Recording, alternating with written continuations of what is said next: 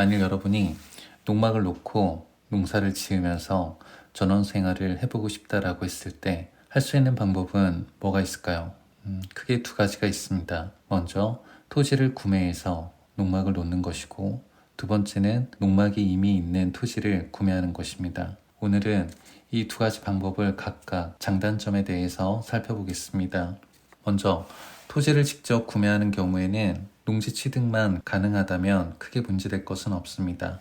왜냐하면 농막을 놓는 것은 농지 자체로 인정을 받는 것이기 때문에 크게 허가 조건이나 농지 전용 요건이나 이런 부분들을 충족시키지 않아도 됩니다. 물론 나중에 주택을 지을 생각을 가지고 있다라고 하면, 그리고 실제로 건축이 가능한 토지를 구매하는 것이 나중에 경제적 가치가 크게 달라지기 때문에 허가를 받을 수 있는 토지를 구하는 것이 좋긴 합니다. 그렇기 때문에 도로나 우수 처리 계획이나 경사도, 그리고 주변의 기반시설, 상하수도, 전기 이런 부분까지 세세하게 살펴보지 않아도 됩니다.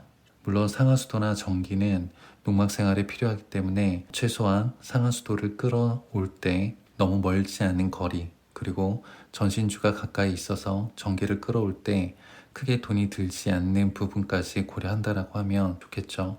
이 첫 번째 방법의 단점은 사실 단점이라기보다는 우려되는 점이기는 한데요. 일단 농지를 취득하기 위해서는 농지 취득 자격 증명을 받아야 됩니다. 우리가 줄여서 농취증이라고 하는데, 농지를 취득할 수 있다라는 자격을 증명하는 서류를 말하는 것입니다. 이는 담당자가 농지법에서 규정한 농지가 맞는지 현장을 확인하고, 그리고 신청인이 과연 그 농지를 취득할 자격이 있는지 확인하는 절차를 말하는데요. 공부상 지목이 전, 답, 과수원이면 모두 농지 취득 자격 증명이 필요합니다. 단, 공부상 지목이 전답 과수원이더라도 농지증이 필요 없는 경우가 있습니다. 예를 들면 용도지역이 주거지역, 상업지역, 공업지역 또는 도시군 계획시설 예정지로 지정이 된 경우에는 농지증이 필요 없습니다. 왜냐하면 농지를 다른 용도, 즉 주거, 상업, 공업지역이나 도로개설, 공원 조성 등으로 쓰기 위해서 이미 농지 전용 협의를 내부적으로 거친 땅이기 때문이지요. 그렇지만 이러한 용도 지역이 아닌 다른 지역에서는 모두 농지증을 받아야 됩니다. 만일 1000제곱미터 이상 경작하는 땅이라고 하면 농업인이 인정되니까 농업 경영 목적으로 농지증을 받으면 되고, 만일 1000제곱미터 미만이라면 주말 체험 영농 목적으로 농지증을 받으시면 됩니다. 그런데 우리가 토지를 살기 위해서 보면 한동안 농사를 짓지 않고 한 해, 두 해 묵히게 되면 이미 농사를 짓는다라고 판단하기가 어려운 경우가 있습니다. 수풀이 너무 많이 우거져 있고 토지 형상이 어떤지도 모르는 상태가 되어버리는 것이죠. 이럴 때는 담당자가 농사를 지을 수 있는지 없는지 판단할 수 없기 때문에 이 부분들을 정리를 해야 됩니다. 한편 농지를 취득할 때 해당 농지에 농지 전용 허가가 있는 토지인지를 확인하셔야 됩니다. 만일에 농지 전용 허가가 이미 난 건이라면 다른 사람이 취득할 수 없습니다.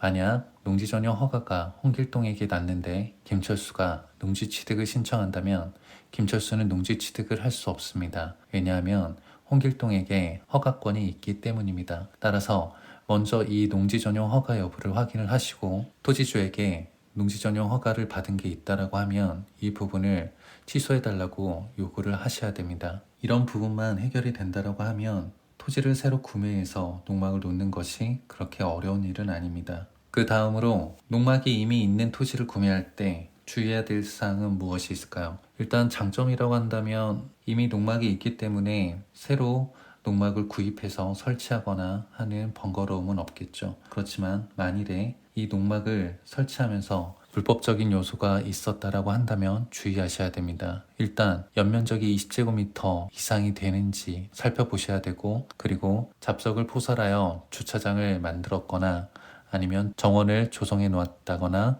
데크를 만들었다거나 비가림 시설 등은 모두 불법이기 때문에 이 부분들을 미리 복구하셔야 됩니다. 만일에 복구를 하지 않으면 소유자가 바뀌고 가설건축물 축조 신고를 할 때 문제가 될 수 있습니다. 만일에 이런 부분이 해결되지 않는다면 불법 원상 회복에 대한 책임이 토지 소유자에게 있기 때문에 이 부분들을 매수자가 온전히 다 떠안을 수 있습니다. 오늘은 토지를 직접 구매해서 농막을 설치하는 방법과 이미 농막이 있는 토지를 구매할 때 주의해야 될 사항에 대해서 살펴보았습니다. 이러한 점들을 주의해서 행복한 농막 생활을 하셨으면 좋겠습니다.